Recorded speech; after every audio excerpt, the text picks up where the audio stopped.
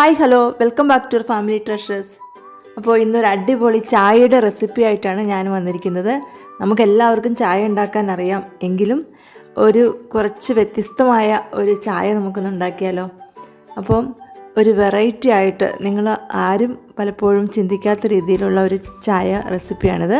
അപ്പോൾ എല്ലാവരും സ്കിപ്പ് ചെയ്യാതെ കാണണം. അപ്പോൾ ആദ്യമായിട്ട് നമുക്ക് ഒരു 2 ടേബിൾ സ്പൂൺ പഞ്ചസാര ഒന്ന് കാരമലൈസ് ചെയ്തെടുക്കാം.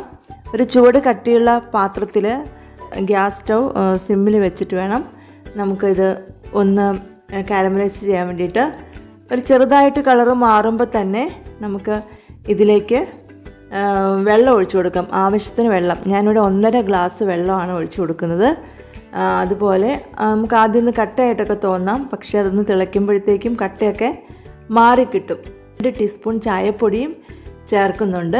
എന്നിട്ട് ഞാൻ ഒരു നുള്ള് ഉപ്പും കൂടി ഇതിനകത്ത് ചേർക്കുന്നുണ്ട്. അധികമായി പോകരുത്. ഒരു മധുരമൊക്കെ ബാലൻസ് ചെയ്യാനായിട്ട് കുറച്ചൊരു ഉപ്പും കൂടെ ചേർക്കുന്നുണ്ട്. 3 ഏലക്ക അതൊന്ന് പൊടിച്ചിട്ടൊക്കെ ഇടുവാണെങ്കിൽ പെട്ടെന്ന് അതിൻ്റെ ഫ്ലേവറൊക്കെ ഇറങ്ങും, ടേസ്റ്റും കൂടും. ഞാൻ ഇപ്പോൾ അത് ചതയ്ക്കാതെയാണ് ഇട്ടിരിക്കുന്നത്. അപ്പോൾ നമ്മുടെ ചായയൊക്കെ നല്ലപോലെ തിളച്ച് വന്നിട്ടുണ്ട്. ഇനി ഞാനിവിടെ 1 ഗ്ലാസ് പാലാണ് ഒഴിക്കുന്നത്. പാല് നിങ്ങൾക്ക് കൂടുതൽ പാല് ഇഷ്ടമുണ്ടെങ്കിൽ ഒരു 1.5 ഗ്ലാസ് പാലൊക്കെ ഒഴിക്കാം കേട്ടോ. ഞാനിവിടെ 1 ഗ്ലാസ് ഒഴിച്ചിട്ടുള്ളൂ. എന്നിട്ട് നമുക്കൊന്ന് ഇളക്കി തിളപ്പിക്കാം. പാലൊന്ന് ഇളക്കി തിളപ്പിക്കുമ്പോൾ അതിൻ്റെ അടിയൊക്കെ കരിയാതെ ഇരിക്കും.